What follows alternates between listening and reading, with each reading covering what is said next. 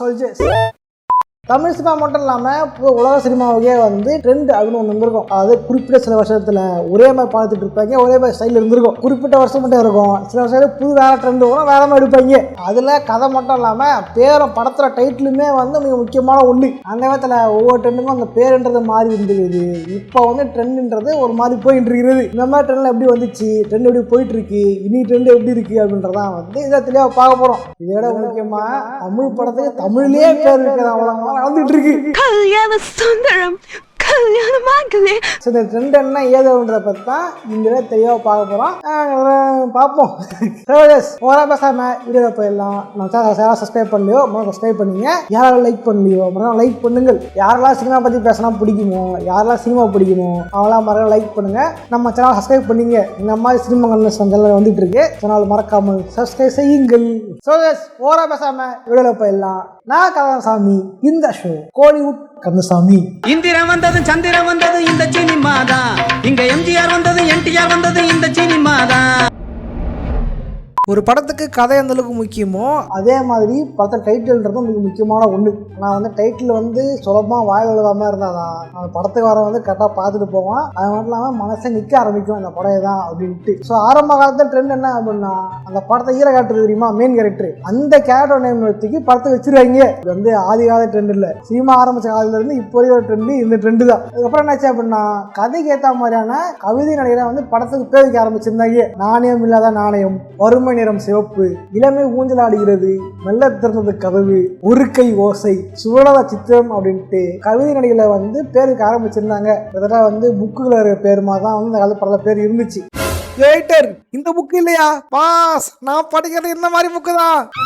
அதுக்கப்புறம் என்ன பண்ணாங்க அப்படின்னா, ஃபேமஸான பாட்டு இருக்கு இல்லையா, அந்த பாட்டோட வந்து லிரிக்ஸ் இருக்கும், அதை தூக்கிட்டு வந்து அப்படியே படத்துக்கு பேருக்கு ஆரம்பிச்சாங்க. காதோடு தான் நான் பேசுவேன், அது காதோடு தான் நான். ஐயோ பாடினா காப்பீடி பாடுங்களே. ஜோலி முடிஞ்சு போயிட்டு வா, வர்றவக்குள்ள ஜாமான் தட்டலாம் வேலை நிறுத்தி வைக்கிறேன்.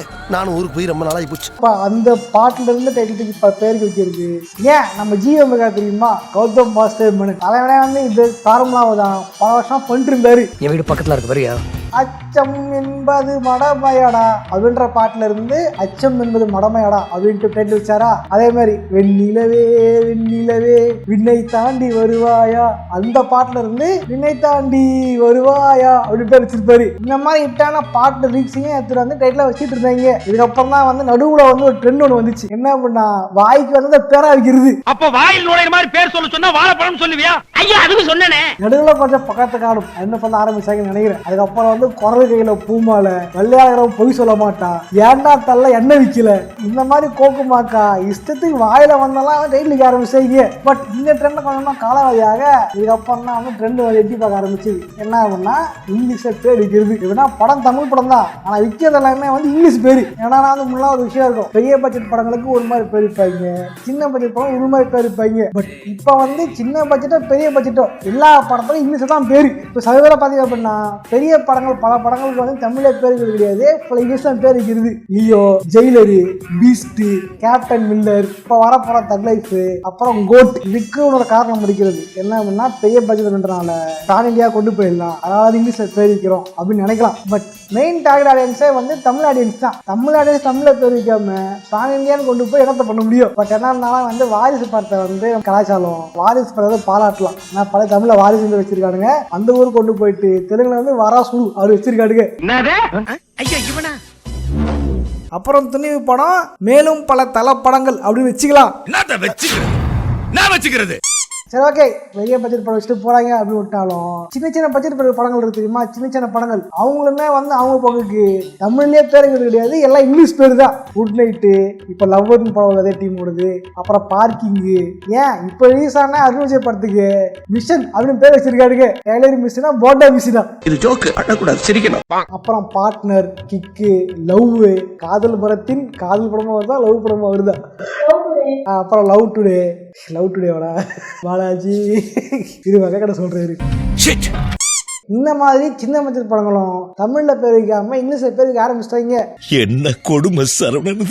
இது வந்து என்ன ஆகுது அப்படின்னா, தமிழ் டைட்டில்ஸ் அப்படின்ற விஷயம் வந்து கொஞ்சமா வந்து அழுதுகிட்டே வருகிறது. யோசிச்சு பாருங்களேன், படம் தமிழ் படம், எடுக்கிறது தமிழ் ஆளுங்க, நடிக்கிறது தமிழ் ஆளுங்க, படம் யாருக்காக எடுக்கிறாங்க அப்படின்னா தமிழாக தான் எடுக்கிறாங்க. டைட்டில் மட்டும் இங்கிலீஷ் அப்படின்னா இது எந்த விதத்துல நியாயம்? ப்ரோ அவங்க ப்ரொமோஷன் பண்ணிட்டு போறாங்க ப்ரோ அப்படின்னா ஓகே, ஏதோ ஒரு படம் வருது 2 படம் வருதுன்னா பரவாயில்ல. எல்லா படமும் அப்படி இருந்தா அப்புறம் என்னது சொல்றது? இதனால ஒரு என்ன பிரச்சனை அப்படின்னா வந்து இது பிரச்சனை கிடையாது. இந்த படம் ரிலீஸ் ஆகுது, என்ன ஒரு 4 மாதம் பேசுவீங்களா, 1 வருஷம் பேசுவீங்களா, அவ்வளவுதான். அதை தாண்டி இன்னும் கொஞ்சம் வருஷம் கழிச்சு இந்த படம் தேர்ந்தீங்க அப்படின்னா படம் இங்கிலீஷ்ல இருக்கிறதுனால இதே பேர்ல 4-5 படத்தை வச்சிருப்பானுங்க அவங்க ஸ்டேட்ல. உதாரணத்துக்கு வந்து பீஸ்ட்னு ஒரு படம், நம்ம தலைவர் நடிச்ச படம். இந்த பேர்ல பாத்தீங்க அப்படின்னா ஏகப்பட்ட கேரக்டருங்க கிடக்குது, ஏகப்பட்ட படம் கிடக்குது. ஏன் இங்கிலீஷ்லயே பீஸ்ட்னு படம் வந்துச்சு அந்த டைம்ல. இப்படி இப்ப டேட்டா தர்ற என்ன வரும்? இங்கிலீஷ் படம் வருமா தமிழ் படம் வருமா? தமிழ் படங்களே டேட்டாவே வந்து அவனால ஃபீட் பண்றதே கிடையாது. இப்படி இருக்கும் பொழுது எங்க இந்த படம் காலப்போக்கில் வந்து காணாம போயிடும். இது மட்டும் தான் பீஸ்ட்ல சொன்னது. மார்வெல்ல ஒரு பீஸ்ட் இருக்குது, பீஸ்ட்னு ஒரு படம் இருக்குது, தலைவர் பீஸ்ட் ஒரு படம் வேற. இந்த மாதிரி ஒரே பேர் இத்தனை படம் வரது காரணம் இங்கிலீஷ்ல பேர் இருக்கிறது தான். பட் இந்த ட்ரெண்ட் பாத்தீங்க அப்படின்னா இன்னைக்கு நேற்று வந்தது கிடையாது. சில ஆண்டுகளுக்கு முன்னாடியே ஸ்டார்ட் பண்ணி சில ஆண்டுகளுக்கு முடிஞ்சு போனா ஒரு ட்ரெண்ட். இது சரியா சொல்ல அப்படின்னா ஏர்லி 2K தான் இந்த ட்ரெண்ட் வந்து வப்பே வாழ்ந்துருது. சின்ன பட்ஜெட் பெரிய பட்ஜெட் பார்க்காம எல்லா படம் வந்து இங்கிலீஷ்ல பேருக்கு ஆரம்பிச்சிருந்தாங்க. அப்படியே கொஞ்சம் கொஞ்சமாக ட்ரெண்ட் வளர ஆரம்பிச்சிருந்தது. அந்த டைம் இருந்த தமிழ் ஆளர்கள் பல பேர் குரல் கொடுத்தாங்க, இதெல்லாம் தப்பு பண்ணாதீங்க சொல்லியிருந்தாங்க. பட் யார் சொல்லியுமே அதை வந்து யாருமே கேட்கறதும் இல்லை. அடுத்த பேர் போயிட்டு இருந்துச்சு. பட் சரியான டைம் தான் பாத்தீங்க அப்படின்னா முன்னாள் முதல்வர் ஐயா கலைஞர் வந்து ஒரு நல்ல திட்டத்தை கொண்டு வந்திருப்பார். என்ன அப்படின்னா தமிழ் படம் தமிழை பேர் வச்சிங்க அப்படின்னா வரி சலுகை கொடுப்போம் அப்படின்ட்டு. இதுதான் என்ன கேட்டீங்க அப்படின்னா உண்மையே ஒரு நல்ல மூவ் அப்படின்னு நான் சொல்லுவேன். ஏன் அப்படின்னா இவங்ககிட்ட போயிட்டு தமிழ் தான் பேர் வைக்கணும் அப்படி சட்டம் போட்டீங்க அப்படின்னா வந்து இது அராஜகம் பண்ணுறீங்கன்னு பிரச்சனை பண்ணுவாங்க. பட் இந்த மாதிரி சலுகை கொடுத்தீங்க அப்படின்னா கண்டிப்பா வந்து அவனோட பேர் வந்து ஃபாலோ பண்ணுறது வாய்ப்பு இருக்கிறது. அதை மனசுல வச்சுக்கிட்டு தான் ஐயா கலைஞர் கரெக்டா இந்த சலுகையை விட்டு கொடுத்துருப்பாரு. அது கரெக்டாக ஒர்க் அவுட்டும் ஆகியிருந்திருக்கும். சரியா சொன்னா டைம் நம்ம தலையோட படம் தான் வந்து காட்ஃபாதர்ன்ற படத்தை சம்பந்தமே இல்லாமல் வரலாறு அப்படி மாற்றிருப்பாங்க. சம்திங் உனக்கும் எனக்கும் அப்படின்ற படத்தை வெறும் உனக்கும் எனக்கும் மாற்றி வச்சிருப்பாங்க. ஆக்சுவலி படத்தை உனக்கும் எனக்கும்லாம் இல்லை, வெறும் சம்திங் தான். டேக்லைன் வரும் தெரியுமா? இவன் மோசமானவன், இவன் கெட்டவன், இவன்கிட்ட மோதவன் டேக்லைன் போனது தெரியுமா? அந்த டேக்லைன்ல தான் வந்து உனக்கும் எனக்கும் இருந்திருக்கும். இது சட்டம் போடுறது என்னாச்சு அப்படின்னா சம்திங் உனக்கும் எனக்கும் சம்திங் அப்படின்னு மாறிச்சு. எஸ்ஜே சூர்யாவோட BF அப்படின்ற படம் இருந்துச்சு. அது BFனா பெஸ்ட் ஃப்ரெண்டு. இந்த படத்தை அன்பே ஆறுகிறே அப்படின்னு மாத்திருப்பாரு. அது மட்டும் இல்லாம இந்த 20 மட்டும் படம் வந்திருக்கும். அந்த படத்துக்கு முதல்ல வச்ச பேர் வந்து B2 அப்படின்ற பேர் தான் இருந்துச்சு. அப்ப 20 மட்டும் மாறிச்சு. இது மட்டும் இல்லாம உள்ளம் கைக்குமே அப்படின்னு படம் வந்திருக்கும். அந்த படத்துக்கு வந்து முதல்ல வச்ச பேர் வந்து பெப்சி. அந்த டைம் வந்து பெப்சி ஆட் வரும், பயங்கர ஃபேமஸான ஆடு. பெப்சி உள்ளம் கேக்குமே அப்படின்ட்டு வந்து ஆட் பண்ணிட்டு இருந்தாங்க. அந்த ஆடு ட்ரெண்டாதனால அப்படியே படத்துக்கு பேர் வச்சிருப்பாங்க பெப்சி அப்படின்ட்டு. இப்படி தமிழ்ல பேர் உடனே பெப்சியை கட் பண்ணிட்டு உள்ளம் கேக்குவே டேக் வச்சா தெரியுமா? அந்த டேக்லைன் வந்து டைட்டில் ஆயிடுச்சு. இந்த மாதிரி இங்கிலீஷ்ல பேர் வைக்கப்பட்ட பல தமிழ் படங்கள் தமிழ்லே பேர் மாற்றப்பட்டிருந்தது.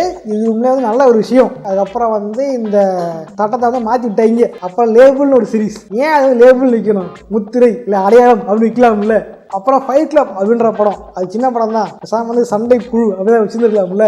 அது தமிழ் அழகா வணக்கம்னு சொல்லல, அதை தமிழ் அழகா ஆங்கிலம்னு சொல்லல.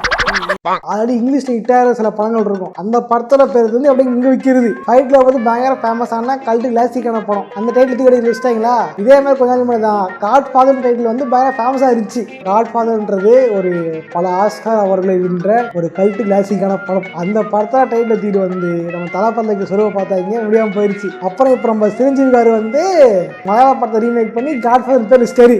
இந்த மாதிரி ஃபேமஸான இங்கிலீஷ் படத்தை பேர் வைக்கிறதும் வந்து ஒரு ட்ரெண்டாக வச்சிருக்கீங்க. ஸோ இந்த ஒரு காரணத்தினாலேயே இப்போ வந்து ஆளாளுக்கு வந்து தமிழ்ல பேர் வைக்காம இங்கிலீஷ்ல பேர் வைக்க ஆரம்பிச்சிட்டாங்க. எந்த அளவுக்கு போகும் அப்படின்னு தெரியல. சோதேஷ் நீங்க சொல்லுங்க, உண்மையே வந்து ஒரு படத்துக்கு தமிழ் படத்துக்கு தமிழ்ல பேர் வைக்கிறது கரெக்டா, இல்ல வந்து என்னத்தனா வச்சுக்கலாம் எப்படினா வச்சுக்கலாம் சொல்றது கரெக்டா அப்படின்னு நீங்க நினைக்கிறத கமெண்ட் பண்ணுங்க. முதல்ல சொன்ன மாதிரி தான் தமிழ் படம் தமிழ்ல பேர் வைக்காம வேற என்ன பேர் வச்சிங்க அப்படின்னா அது தமிழ் படமா வேற ஒரு படமான்னு தெரியாம போயிடும். அது ஒண்ணு. அது மட்டும் இல்லாம காலப்போக்கில் அந்த படங்கள் வந்து காணாம போறதே வாய்ப்பு இருக்கு. உதாரணத்துக்கு ஒரே டைட்டில் 2-3 படத்தை வச்சு பார்த்துருப்பீங்க. மோட்டக்காலை, இப்போ மோட்டக்காலை வந்திருக்கும். பொல்லாதவன் பழைய படம் இருக்கும். அந்த படத்தை மறுபடியும் வந்து வெற்றிமாறன் திருப்பாரு பொல்லாதவன் அப்படின்ட்டு. ஸோ ஒரே தமிழ் படத்துக்குள்ள தமிழ் படம் பேர் வைக்கும் போது இந்த ஒரிஜினல் படத்துல பேர் வந்து காணாம போது மறக்கடிக்கப்படுது. அப்படின்னும் போது இந்த மாதிரி இங்கிலீஷ்ல பேர் வச்சதுக்கு அப்புறம் இந்த படங்கள் ஞாபகம் வச்சுப்பாங்களான்னு கேட்டீங்க அப்படின்னா கண்டிப்பா வந்து ரொம்ப கஷ்டமான விஷயம் தான். காலப்போக்கில் கொஞ்சம் கொஞ்சமா இந்த படத்தை டைட்டிலும் மறந்துடும், இந்த படமும் மறந்துடும். ஆமா, நீங்க யாரு? ஐயோ இது யாரு உங்க ஒய்ஃபா? பாரதி ஒரு தேசிய வியாதி.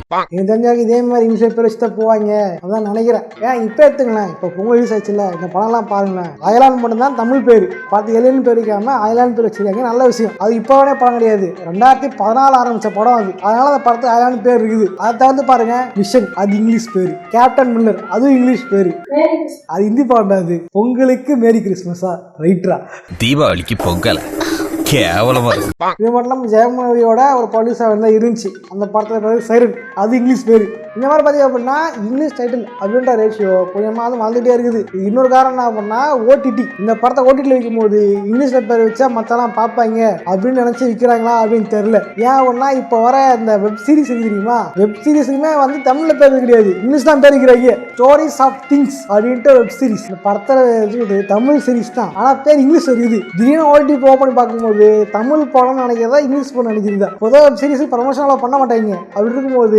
திடீர்னு புதுசாக பார்க்க என்ன தோணும், ஐயா இது இங்கிலீஷ் சீரிஸ் பார்க்க ஸ்கிப் பண்ணு அப்படின்னு ஸ்கிப் பண்ணலாம் தோணும். இது மட்டும் இல்லாமல் இன்னொன்று நம்ம ஆரி அடிச்சார் தெரியுமா, வில்லேஜ் அப்படின்ற சீரிஸ். ஒரு நாள் ஓப்பன் பண்ணிருக்கும் போது ஹோம் பேஜில் வந்துச்சு ஒரு ட்ரைலர். வில்லேஜ்னு வரும்போது இந்த பழைய படம் வில்லேஜ் இங்கிலீஷ் படம் இருக்கு, அந்த படத்தை ரீமேக் பண்ணுறானுங்க போல. நிஜமாவும் ஆசையாகவும் பார்த்தேன். அப்புறமா தெரிஞ்சது இது இங்கிலீஷ் படம் இல்லை தமிழ் படம் அப்படின்ட்டு.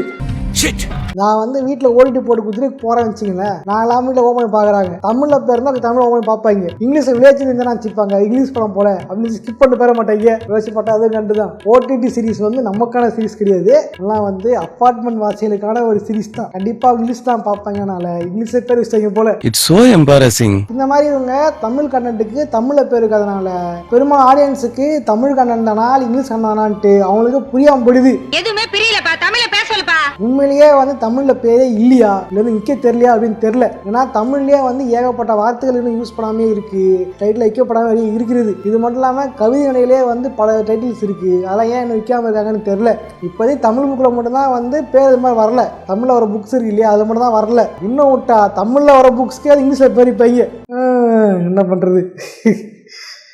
இட்ஸ் ஆல் ஃபேக்ட், நம்ம கையில எதுவும் இல்லை. ஓகே சோதேஸ், வீடியோ பிடிச்சா லைக் பண்ணுங்க, ஷேர் பண்ணுங்க. இந்த மாதிரி தமிழ் படங்களுக்கு தமிழ்ல பேர் வைக்காம இங்கிலீஷ்ல பேர் வைக்கலாமா, அது வந்து சரிதானா, அது யூனிக்கான விஷயம் தானா அப்படின்ட்டு நீங்க நினைக்கிறத வந்து கமெண்ட் பண்ணுங்க. இது மட்டும் இல்லாம இந்த மாதிரி வர சினிமா டாபிக்ல என்ன வீடியோ போடலாம் அப்படின்னு நினைக்கிறத காமெண்ட்ஸ் வந்து கமெண்ட் பண்ணுங்க. அந்த டாபிக் எடுத்து இந்த மாதிரி கோழி கதை அடுத்து நான் பேசுறேன். போற சும்மா போகாதீங்க, இதில் லைக் பண்ணிட்டு போங்க. இது மட்டும் இல்லாம நம்ம சேனல் சப்ஸ்கிரைப் பண்ணிட்டு போங்க. ஐயோ நான் வந்து இதே மாதிரியான இன்னொரு சோரேஸாக சந்திக்கிறேன். பாய்.